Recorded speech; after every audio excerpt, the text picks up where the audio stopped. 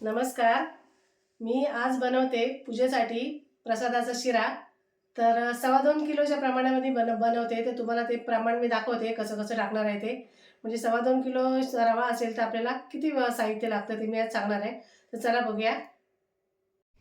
हा मी रवा घेतला आहे, जाडा रवा घेतला आहे. एकदम खूप जास्त जाडा नाही, खूप बारीक नाही, असा मध्यम आहे हा. आणि हा 2.25 किलो रवा आहे. आणि मी तूप घेतलं आहे, हे चितळे त्यांचं तूप आहे. तर हे तूप मी 1.5 किलो आता घालणार आहे आणि 1/2 किलो मी नंतर वरून घालणार आहे. तर हे 1.5 किलो मी आता भाजायला रवा घेणार आहे. म्हणजे टोटल 1.5 हां, 1.5 किलो. तर आता मी रवा पहिला भाजून घेते. टोप ठेवला आहे तापत.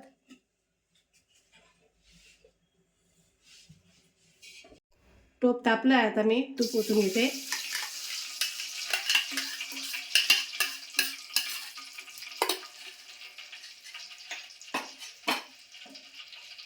तूप थोडंसं गरम झालं ना की मग रवा ओतते. आता तूप थोडं गरम झालंय, मी रवा ओतते.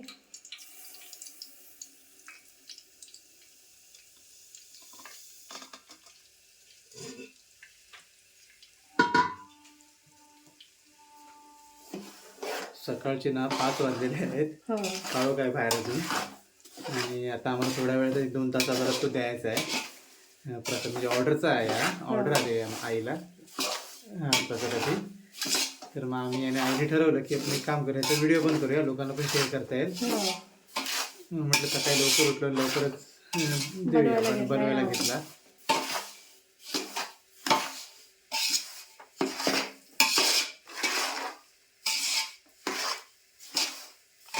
गृहप्रवेश आहे ना, तर लवकर आहे पूजा. सकाळी 5 होत आहे.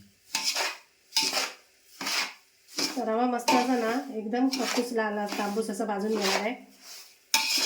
म्हणजे त्याला बराच वेळ जाईल, तरी पण 10 ते 15 मिनिटं नक्कीच जाणार.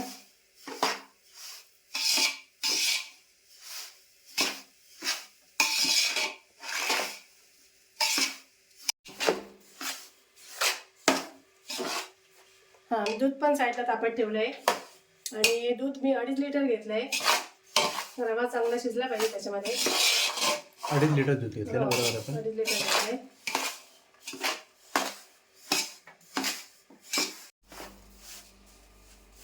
आता अजून थोडंसं मी तूप टाकते.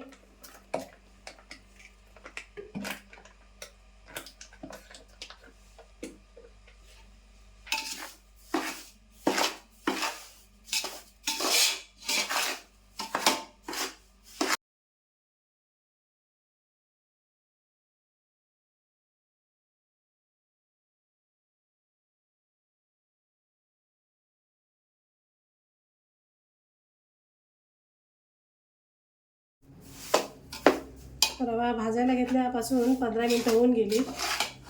आता मी 4 केळी घेतली, अशी बारीक बारीक कापून घेतली, ती पण टाकते.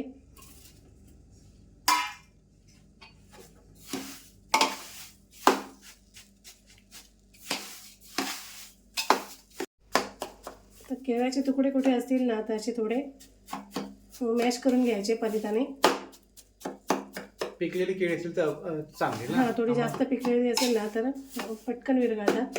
आम्हाला तेवढी अशी पिकलेली नाही मिळाली. आज नव्हती पिकलेली अशी, म्हणजे एकदमच ना फ्रेश. एवढं तापमान आहे ना त्याच्यामध्ये ती शिजतात.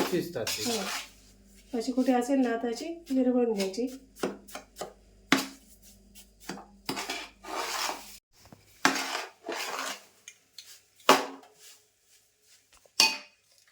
आता मी 100 ग्रॅम मनुका घेतल्यात, त्या सुद्धा टाकते. काजू घेतले 100 ग्रॅम आणि थोडेसे चारोळी आहे. ड्रायफ्रूट आपल्या आवडीप्रमाणे टाकू शकता, कमी जास्त.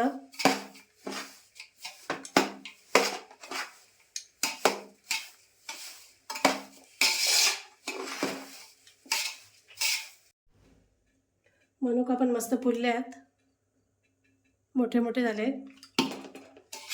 म्हणजे आता आपण त्याच्यात दूध ओतायचं.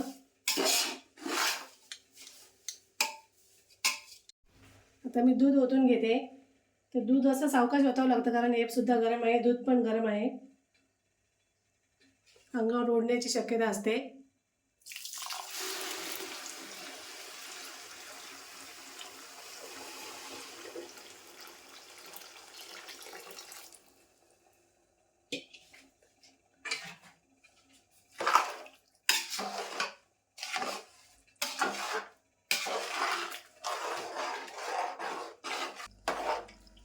ते व्यवस्थित झाकून ढवळून घ्यायचं, असं जरा झाकण लावून ठेवायचं म्हणजे तो रवा व्यवस्थित शिजतो.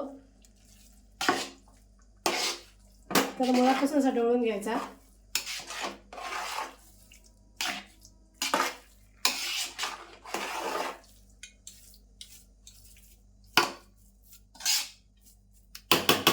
थोडं आता मी झाकण लावून ठेवते.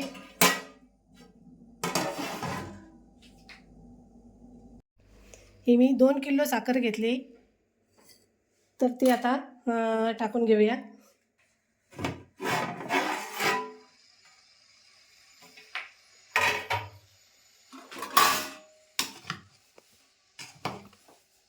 साखर टाकल्यावर ना थोडासा परत पातळ होईल.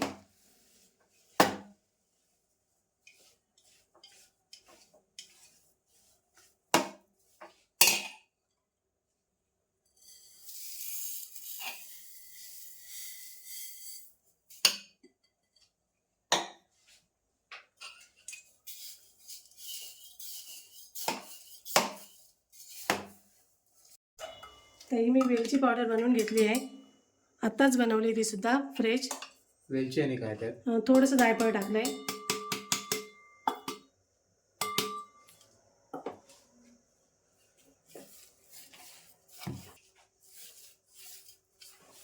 व्यवस्थित असा ढवळून घ्यायचं. रवा वगैरे शिजलेला आहे आणि मस्त असा मऊ झाला आहे शिरा.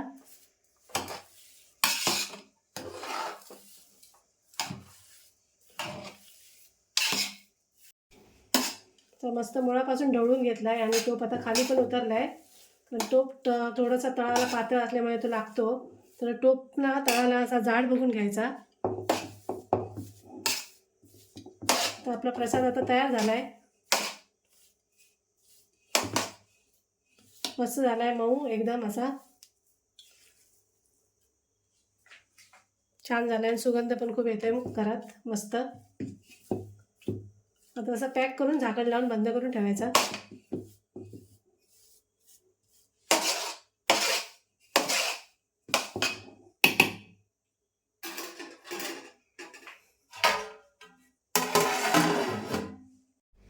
प्रसादाचा शिरा बघा तयार आहे. आणि तुम्हाला सुद्धा बनवायचा असेल ना तर अशा प्रकारे बनवा. चांगला होईल, मस्त होईल हो. एकदम असा. आणि व्हिडिओ आवडल्यास लाईक करा, कमेंट करा, शेअर करा, आमच्या चॅनलला सबस्क्राईब करा. धन्यवाद.